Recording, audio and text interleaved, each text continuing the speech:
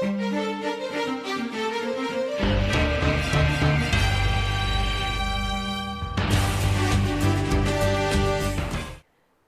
and gentlemen, at his sublime best, Mr. VVS Laxman is a sight for the gods. Wristy, willowy, and seniors, he can match through best in all the games. His on-side game is comparable to his idol Azharuddin's, yet he is decidedly more assured on the offside and has the rare gift of being able to hit the same ball on either side. The Australians, who have suffered more than most, paid the highest compliment after India's 2003-2004 tour down under by admitting that they did not know where to bowl to him. With this introduction, I would like to invite and welcome Mr. VVS Laxman and address the gathering. Good afternoon. Good afternoon. You know how it feels for me?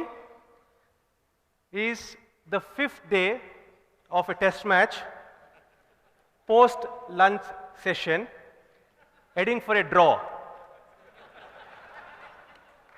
No interest at all, and you were just waiting for the match to be over. And maybe party, maybe celebrate individual performances. Good afternoon. Good afternoon. That's better. Let's have the energy here as if we are just starting a crucial test match. First session of a test match, the kind of energy a team has to display. So once more, good afternoon. Good afternoon. Yeah, it's indeed a pleasure for me to be amidst all of you to share my journey in the field of cricket. How it was initiated, the way planning which took place at various stages, how I was able to execute my goals, my plans, how I was able to monitor my performances, how my mentors, my coaches, my support staff reviewed my performances periodically, and most importantly, was I able to achieve my goals. That sounds very similar to what you have done in the last 2 days. Yes, I was surprised when Pawan and Arun came and invited me, and they told me about the principles of the project management. And I didn't realize that I actually implemented these principles in my life, in my career.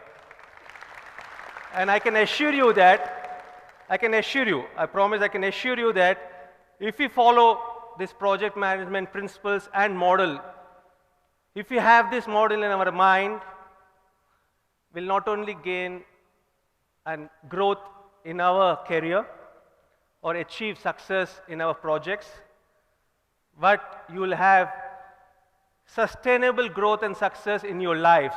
Who doesn't want to be successful in this room? That's it, not even one. And so everyone wants to succeed. And how do you succeed? By achieving your goals. One more question. Who in this room, I see a lot of ladies also, who in this room don't follow cricket? Thank you, ladies. I know it's a very popular game in India. Who in this room played cricket in their childhood? That's how popular it is. So it was no different for me as well. As a kid, as any kid in India, I loved playing the game. Whether it be in my school, in my neighborhood, with my friends, with my relatives, wherever an opportunity was there, I used to play cricket. But I never ever thought that cricket would be my profession. Cricket would be my career. I never ever thought that cricket would be my life. Yes, I was thinking about that probably in my dreams. As every one of us as a kid thinks of playing for the country. And do you agree that that will be the wildest dream you ever had? Playing for the country? Same with me. But by God's grace, I was able to convert this wildest dream into a reality. But my goal as a kid was to become a doctor. And the reason for that, it's not that I was very intelligent. Yeah, I was good at academics. The reason for that was both my parents are eminent doctors in Hyderabad, and I drew a lot of inspiration from them. And it goes without saying that I wanted to have a career in medical profession, a proven career, and I started that planning of becoming a doctor. First in the state in 10th class in my favorite subject, science. Never ever liked the other subjects like geography, economics. Science, yes, loved science. In my 11th and 12th, I took BPC. In my 12th, I qualified in the entrance exam, the MSET, and I was on verge of joining a medical school. But simultaneously, something was happening in my cricketing career as well. And the reason for that was I was very fortunate to have a mentor in the form of my uncle, my maternal uncle, Baba Krishna Mohan. How many of you had mentors when you were growing up? I know when you finish your college, you all may have a lot of mentors. When you were growing up, how many of you had mentors? Very few. I was very fortunate to have a mentor at such an early age. A mentor who actually recognized my talent, who actually persuaded me and convinced me to take cricket as a profession. He probably had more belief in my abilities than myself. And because of that, the way I was progressing in my cricketing career, he convinced my parents at the age of 17 to allow me to pursue my passion and dream of playing cricket for India.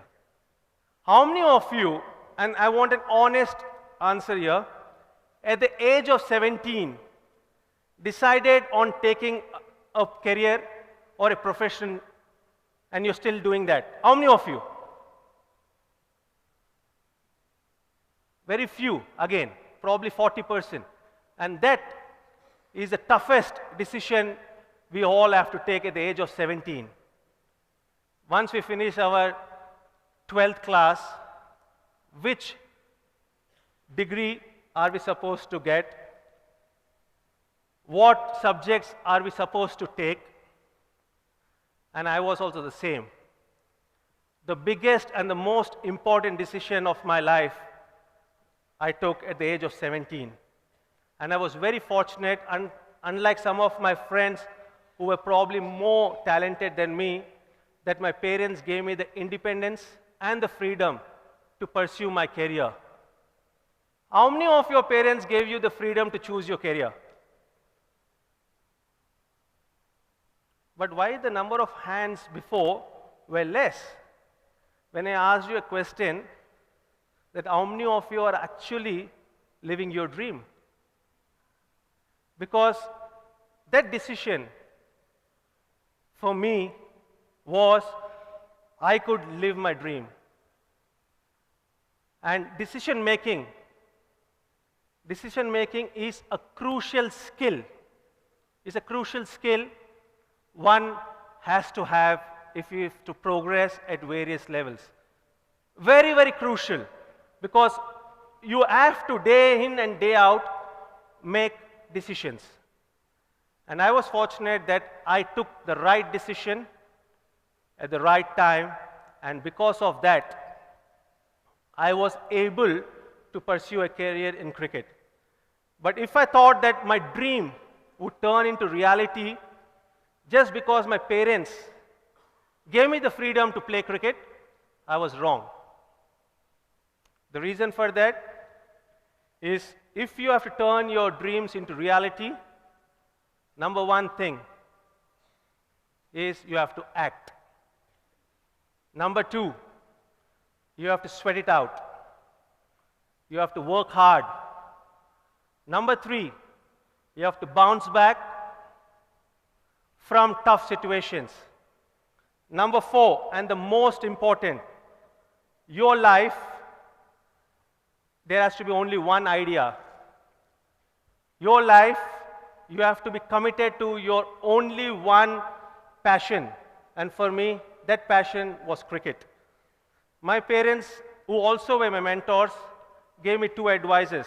Number one, they told, it's not the profession that glorifies you. It's you who glorifies the profession. Number two, my parents presented me a Swami Vivekananda's book known as Thus Spake. How many of you read that book? I've got that because this idea or this thought or this advice from my parents changed the way I practiced for the next 5 years, because they gave me 5 years from 17 to 22 to achieve my dream of playing for the country. And if I didn't achieve my goal, I would stop playing cricket, come back, pursue my goal of becoming a doctor. Because in sports, age is a factor, whereas in academics, you can always come back and still pursue your academics. And I would just want to read this quickly, what Swami Vivekananda told, and I think it's so apt for all of us at any stage. Take up one idea, make that one idea your life. Think of it, dream of it, live on that idea. Let the brain, muscles, nerves, every part of your body be full of that idea. And just leave other ideas alone. This is the way to success. And that is what I experienced from the age of 17 to 22. And I'm so fortunate that exactly at the age of 22, I was able to achieve my dream of wearing the Indian cap, which I was so passionate about. I realized that while you have to take action, while you have to sweat it out, while you have to be very hardworking, while you have to show a lot of determination to bounce back from tough situation, there is one important thing which is the crucial ingredient of success, especially when you're young, especially when you're people around you who are negative. The reason I say negative is because in 1992 or 1990, to be precise, cricket was not a professional career option. Now it is. Cricket was an amateur sport. Cricket was a big gamble. So there were a lot of people around me who in front of me discouraged me, who in front of me talked to my parents, questioning them. How did they allow me to take cricket as a profession? So there was one quality when I look back, which was very important for me to cross over all the obstacles I had or all the doubts people had around me. And that one word, anyone? Patience, yes. Perseverance, yes, very close. Trust, passion, confidence, all these were very important, but there was one, which is belief. I had the belief that I want to play for the country. I am capable of playing for the country. I don't care whether others believe in my abilities. I believe in my abilities, and I am going to work hard to achieve my dream. Because if I am not going to take the responsibility, if I am not going to take the commitment that I am going to work hard, no one else is going to do. There is no shortcuts.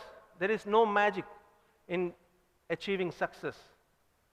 All the successful people have to grind it out and have to have the belief that they are capable and they deserve to be successful. That was a very important quality which, when I think in hindsight, that was the quality which differentiated me from my colleagues at that age group. And I'm so proud that when I wore that Indian cap, all the hard work didn't go waste. Now, when I wore the Indian cap, you achieve your dream. How do you feel when you achieve your dream? At the end of your project, when the project was fantastic, the process was enjoyable, you attain success, what do you do at the end of the project? Anyone? Celebrate. Hard celebration. You party hard, you celebrate. But it was not in my case. I was very happy. I got to play my first test match against South Africa. Was there a time for me to celebrate? Was there a time for me to party? No. Why? The next day in the match, I was going to face the quickest bowler in world cricket at that time, Alan Donald. So I had to be prepared to face and counter the mighty South Africans. And I would like to share the first 4 years of my international career. I made my debut at the age of 22 in 1996. Till 2000, whoever followed my career, they would agree with me, I was not able to establish myself in the Indian team. I was frequently dropped. I was asked to open. I was always a middle order batsman right from my childhood. I was asked to open, but I took it up as a challenge. But the moment I didn't score in 2 games, they used to brand me as a non-regular opener and drop me. And every time I was dropped, what did I do? You're disappointed. Definitely disappointed, because you have left your goal and a wonderful career in medical field, and you have sacrificed everything to get an opportunity to play for India, and suddenly you're not part of the team.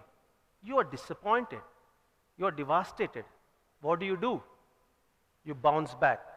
And the only way I bounced back was coming back to the first-class cricket in the Ranji Trophy, in the Dilip Trophy, in the Deodar Trophy, wherever I got an opportunity, get hundreds.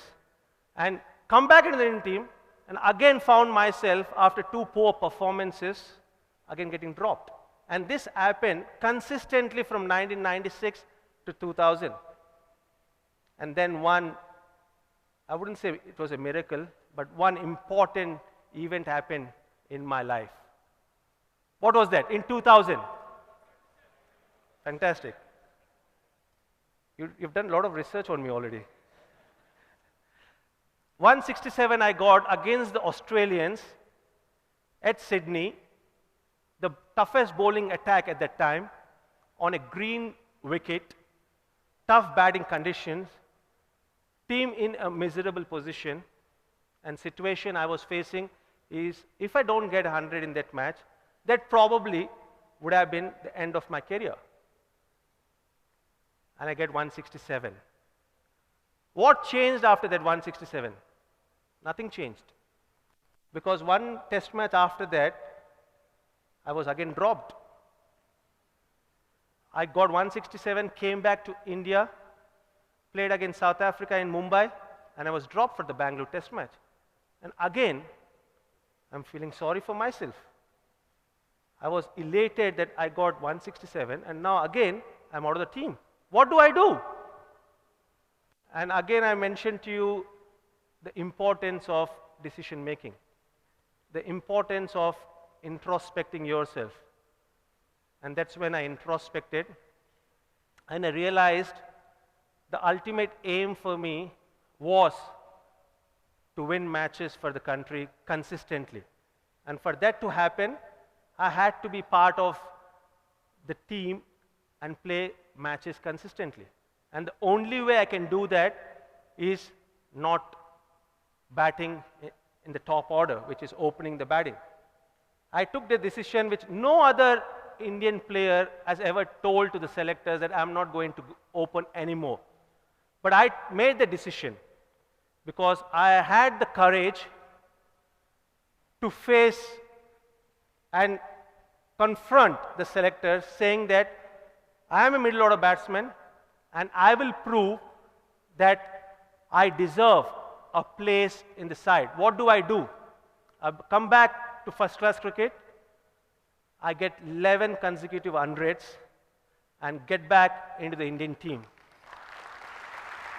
The reason I'm mentioning this is when you're down and out, when you're facing a challenge in your life, in your career, there's no point in brooding over what's happened. That's past. What's important is how do you take the experiences from the past, improve on it, and come back more refreshed, come back a much better player. And that's what I did in the year of 2000. When I decided that I'm going to invest in myself, invest in getting the best coaches to improve my skill, invest on improving my mental attitude, because that's a neglected area in sports. Invest in finding the best mental conditioner available. I started, how many of you know NLP? Fantastic, a lot of sports persons here. NLP, I started listening and seeing the videos of Anthony Robbins, one of the best NLP trainer in world. I myself attended a seminar in Bombay conducted by a famous practitioner from USA in 2000. I did everything possible so that when the next opportunity comes, I'm ready to grab that opportunity. But did that opportunity come? No. I was selected into the Indian team in 2000. We went to Bangladesh to play the inaugural test match. The captain asked me again to open the batting, because they were going to play with 5 bowlers and 5 batsmen plus a wicket keeper. And because the captain knew that I had a fantastic run in domestic cricket and I am a deserving candidate to play in the final 11, he asked me to open because that was the only spot available. The middle order was packed. Rahul Dravid, Sachin Tendulkar, Sourav Ganguly. I told, no, I'm not going to open. I again had the courage to tell the captain that I don't want to open because I made a decision and I'm sticking by that decision. Later on, I get an opportunity against Zimbabwe in 2000 in Delhi Test match, batted number 6, get some 20-25 runs, not out, declared. Then the following Test match again dropped because again the captain is playing with 5 bowlers at Nagpur. And at the end of that Test series against Zimbabwe, again I'm back to normal position where I'm not part of the Test team. But I came back again to first class cricket, again kept scoring hundreds, 200s, not just 50s, 60s. And then the magic series, the memorable series of Australia happened. But before I talk about that Test match, I got to you again.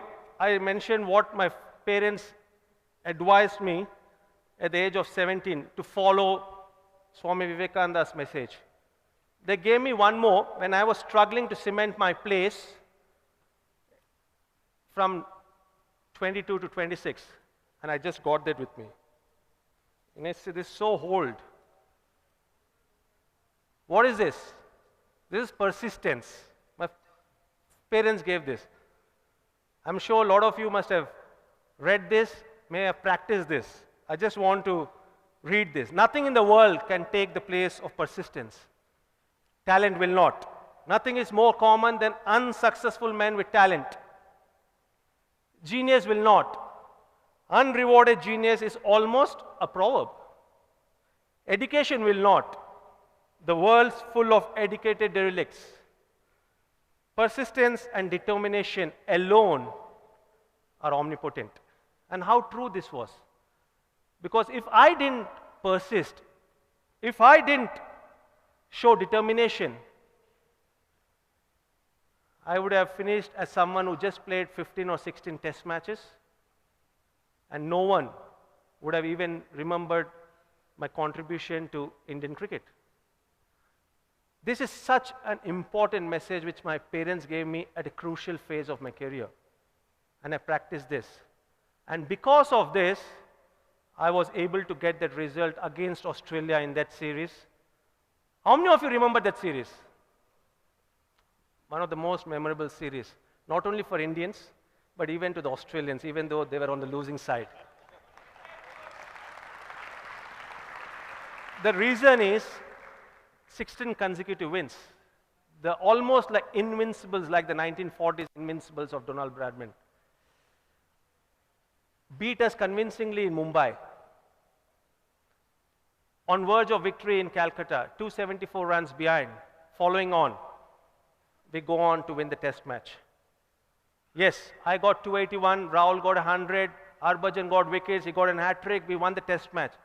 But one thing that test match taught us, and more often than not, we realize that if we practice that principles, what we did in that test match, we will get the same results, which happened in Adelaide in 2003 and 4, which happened in Mohali, which happened in Sri Lanka, which happened in West Indies.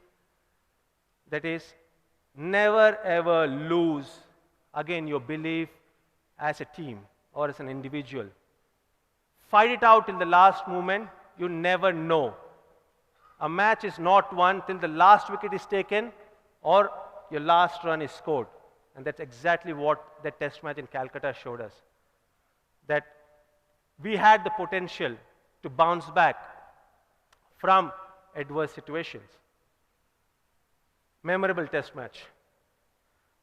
After that, I'm so proud that from 2001, I've been a consistent member of the Indian team.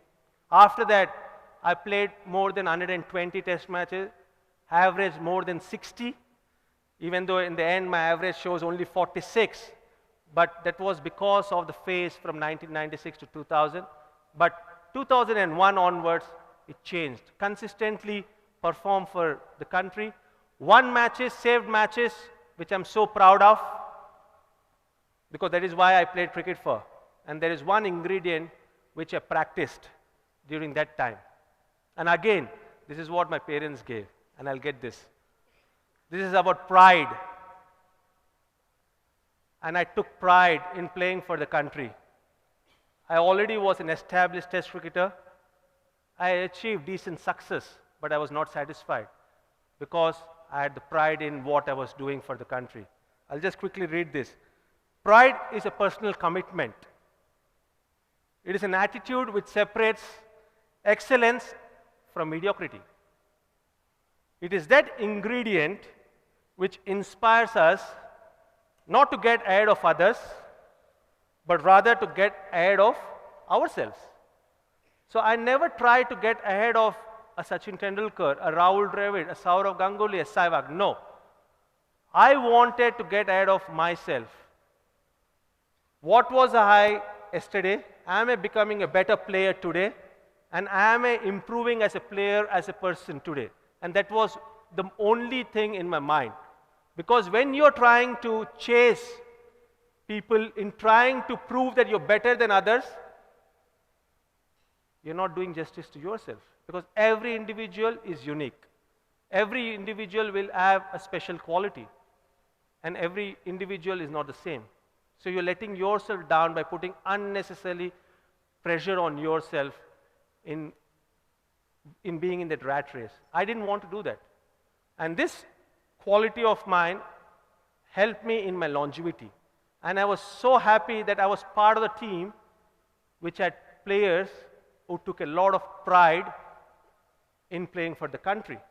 And that is the reason, if we talk about the era from 2000 to 2012, probably the golden era of Indian cricket is what they say. And for any successful team, what is the starting point of a successful team or a successful company? What is the starting point? Fantastic. Good leader. And who was the leader? Sourav Ganguly. And I've got no doubt that he was the best captain I played under. The reason, when he took over captaincy, he took over a sinking Indian team. I'm sure most of you must have had, or some of you must have had an experience when you're made in charge of a project which is sinking, and you have to revive that. I can see some of you laughing. It happens. And that's exactly what Sourav was given. Indian cricket was in shambles. Match fixing in 2000. You lost miserably in Australia. You lost a home series against South Africa. And Sourav takes over amidst all these shambles. And what does he do? What's the next step for a captain? Once he takes the responsibility of a leader, what's the most important step of a captain? Fantastic. He selected the right players. And whenever I talk to Sourav or ask why he selected the players who he did, he tells the number one quality he looked in them was their attitude. Because ability, most of the cricketers have, or most of the people have the ability, have the talent, have the skill. But what differentiates between a good cricketer or a good professional and a successful cricketer or a professional is the attitude. And that was the only factor why it chose players like Sehwag, players like Zahir Khan, players like Harbhajan Singh, players like Mohammad Kaif, Yuvraj Singh, because he saw that attitude in them, a never say die attitude. They were all fighters. Yes, he already had established cricketers like Sachin, Rahul, Kumble, Srinath, myself almost there, but he got in 5 or 6 quality youngsters. Once he got in these quality youngsters, what did he do? What was his next step?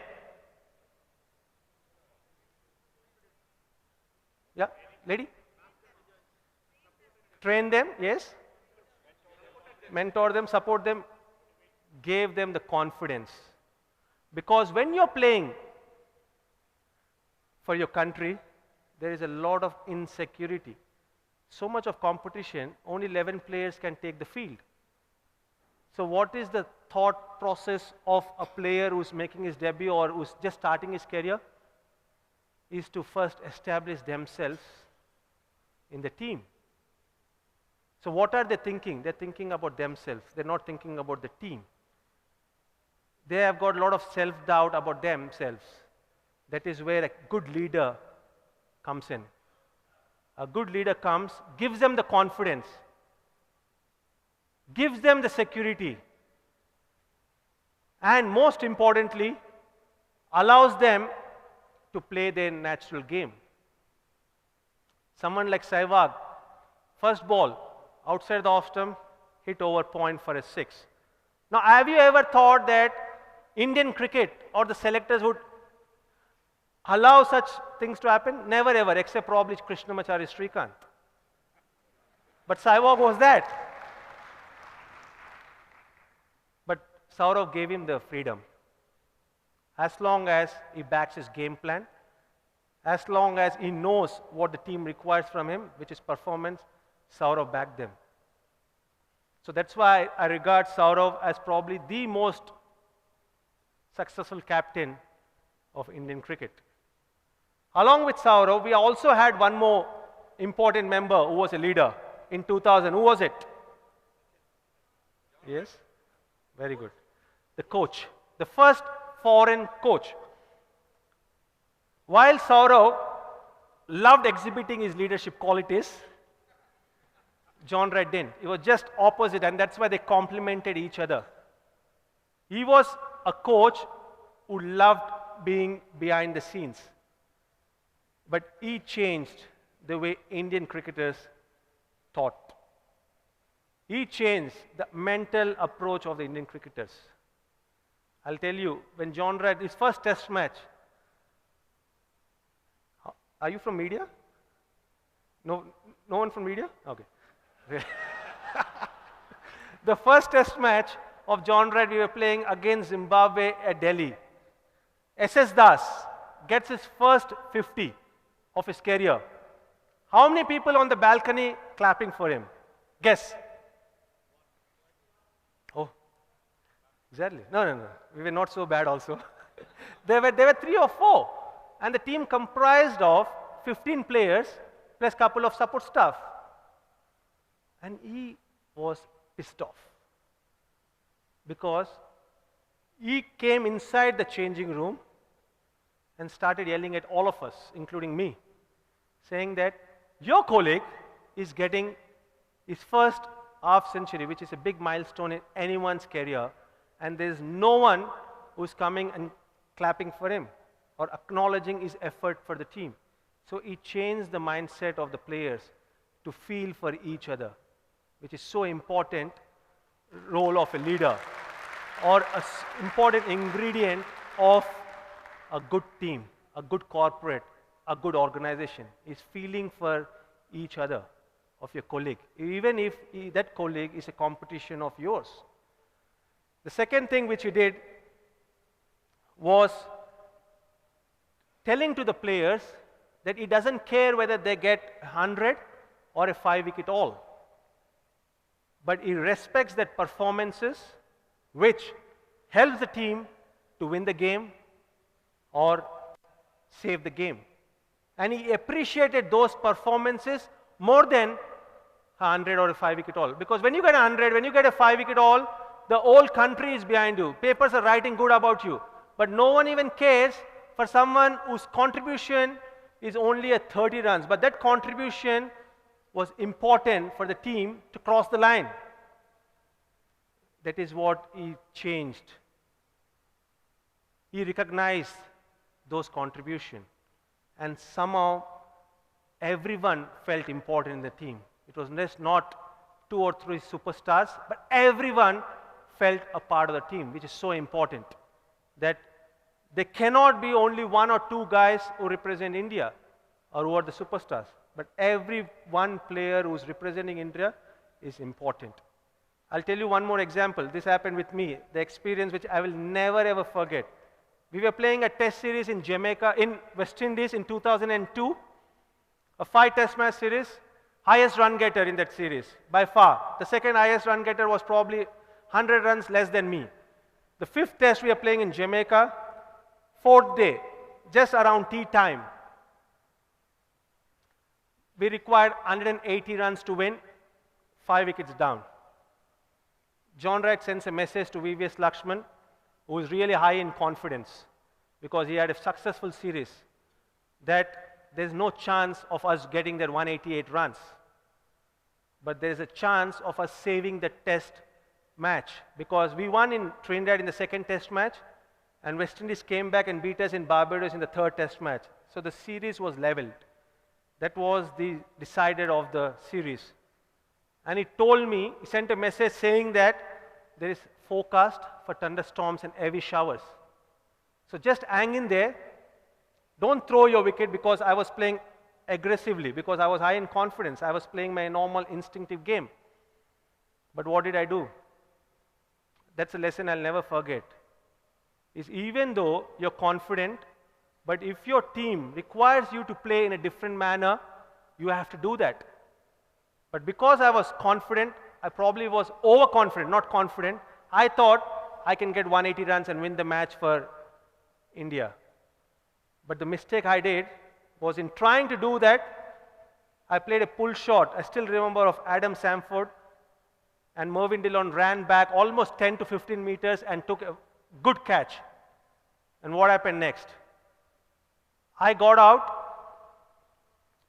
in the 66th over, and we were all bowled out in the 80th over. That is 14 more overs or maybe 15 more overs. The last wicket fell and it started pouring at the prize distribution ceremony. And for the next 5 days, there was no cricket. 2 one-day matches were cancelled. For the next 5 days, we were in our room and the forecast was right. And I didn't listen to the instructions of the coach. What does he do? The entire team leaves the dressing room at the end of the test match after the prize distribution ceremony. He asked me to wait. He takes me to the balcony, shows the heavy showers, and says, "It's because of you that we lost the test series." And I was like shocked. I am the highest run getter in this test series, and the coach is blaming me for losing the test series. But then I realized when I went back with a calm mind, I reflected on what my coach told, and I realized how true he was. In me becoming overconfident, I didn't listen to the instruction of the coach. If I would have controlled my aggression, controlled my instinctive play, and just hanged in there with the tailenders, who knows, we would have saved the test match and the test series. And that day I realized how important a coach's role is in the development of a team. Because he is not appreciating individual performances like Laxman had on that tour, but he is upset and he is communicating to his successful player on that tour that what he did was wrong. And that is so important ingredient of a good leader. He is telling to your players or telling to your staff or telling to your colleagues that what the team requires is more important than what you want as an individual. And since that day, I have realized the importance of playing for the team. And even in my retirement, there was a lot of speculation. Even in my retirement, that thought was there, what the team requires at that moment. And that is why I took a decision that the team required a youngster to come in and play test matches in India, 10 test matches, and I decided to retire. So I was so happy that even in my retirement, I followed the ideals for which I played the game. His team comes ahead of your individual performances. And I was so fortunate that the journey which began in 2000, 2001 culminated with me being a part of the #1 test playing nation in world cricket in 2009. Even though I was not part of the T20 victory in 2007 World Cup, we feel proud of what the players, MS Dhoni and his team had done there. 2011, the World Cup 50-over championship winners, great. But it all started because of 2 leaders, which is John Red and Sourav Ganguly, because they showed how a team has to behave. They built the character of the Indian team. And I think all of you here are leaders. I've got one more, quickly, the quality which I urge all of you to follow, because leadership is not about a title or a designation. Even though I was not a leader, even though a lot of the players in that team were not the designated captain, everyone behaved like a leader. It's not about a title or a designation. It's about the impact. It's about the influence. It's about the inspiration. Impact involves getting results. Ultimately, it's a world where you have to perform. If you don't perform, someone else performs. A leader always gives results. A leader always is influential because he has the qualities and capabilities to spread the passion he has for his work to his teammates and his colleagues. And once you have the impact and the influence, you inspire the people who are working for you. So I hope that all of you will behave like leaders. Because once you're a leader, once you behave like a leader, you take the responsibility of the entire team. It's not about designation. So all the very best. I would like to end this talk by showing a short video. Can we?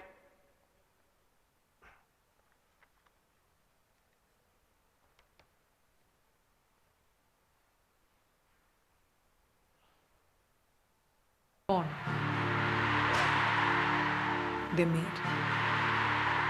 Inch by inch, play by play. They fight for every step, every breath. They stumble, they fall down, they land square on their face, just to get back on their feet. The dream, the passion, the desire to get up every time, just to make it to the top. And that is so true. And that is true not only in a sportsman's life, but in everyone's life. When you fall, you have to get up and fight, because no one is going to fight for you. But the most important thing is, if you stop dreaming, you cease living. All the best.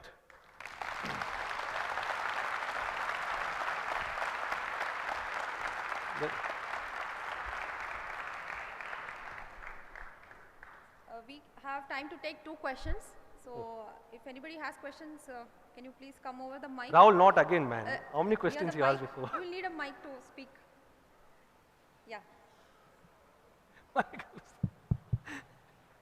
Thanks, VVS, for this truly inspiring speech. One question to you. The way cricket has transformed from, let's say, test cricket to one day to T20, our project management profession has also transformed. So what is your one message to us, how to adapt to a changing game? Very important, especially in this day and age, adaptability is a very crucial ingredient in being successful, because you cannot expect everything to be the way you want it to be or what you're good at.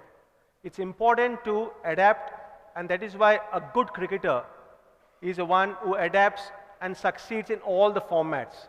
And that is why I feel that Sachin Tendulkar was probably the best cricketer, because he adapted to test match cricket, he adapted to one-day cricket, and also to T20 format. So I think adaptability is very important. How do you do that? Is again going back and introspecting. And only when you introspect, you not only focus on your strengths, but also your weaknesses. And if your weaknesses are reduced, and your weaknesses are converted into strengths to the project you have in your hand, you will be successful. So it's very important to understand what you're good at and what you're not good at, and change what you're not good at and make it into your strength.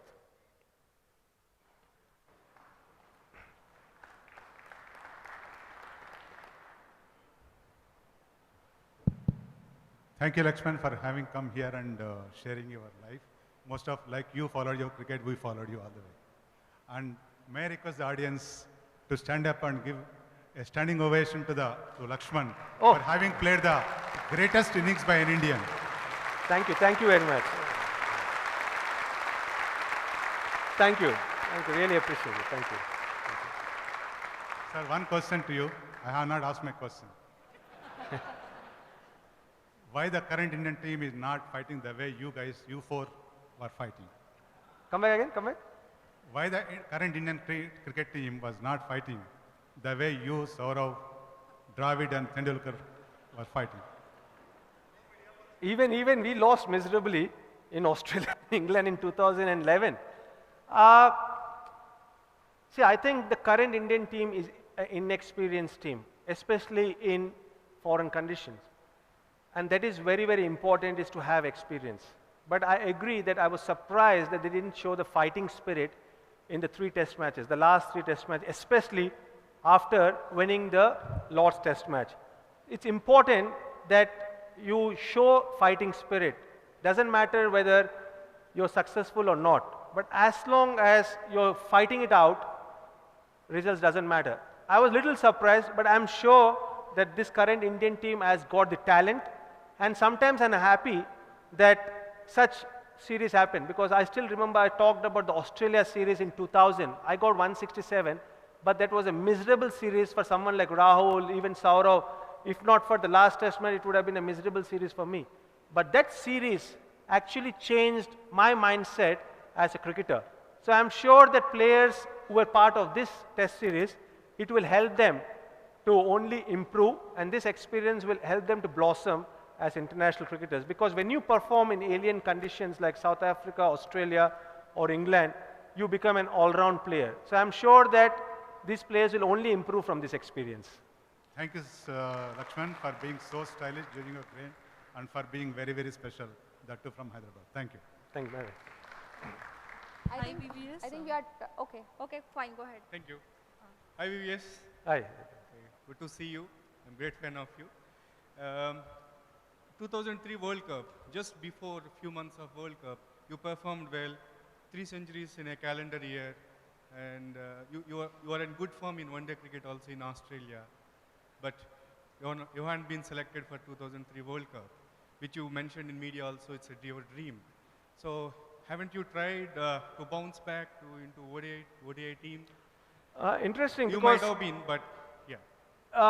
yeah, the 2003 at that time was probably the most disappointing phase of my career, not being selected to the World Cup squad, because in 99 I missed out narrowly to participate in the World Cup in England, and since then I really improved on my one-day cricket, and 6 or 8 months before that 2003 World Cup, I was probably the most consistent run getter for India in the one-days as well. So it came as a rude shock for me not being part. And honestly, I almost left playing cricket. Luckily for me, there was a 5-month break after that World Cup. And again, I told about the importance of a mentor. And my mentor, who was my uncle and then my parents, convinced me that short or small disappointments, should not be forcing you to take such a big decision. And that changed my mindset again, that I'm not going to brood over what's in the past, because I still have an opportunity to play cricket for India in test matches. But the season after the 2003 World Cup, which was the 2003 and 4 season, was probably the best season for me in one-days also. Like in Australia, I got 300s in the triangular one-day series, followed up with a match-winning 100 in Lahore against Pakistan, where the series was tied 2-all, and we won the series in the last one-day match. So I believe, yeah, disappointments happen in your life, but you have to always take the positives from the disappointments. And I would have loved to play much more in one-day format as well. But then there's no point in brooding of what is beyond your control. But what is in my control is whatever opportunities I get, I want to do my best for the country. So that's what I always focused on. Not playing the 2003 World Cup or not playing more one-days is a disappointment. But what I committed was, wherever I am given an opportunity, I want to maximize that. Thank you. But I disappointed more than you, maybe. Hi, VVS. Hi. Thanks for the great speech. I just have 2 related questions.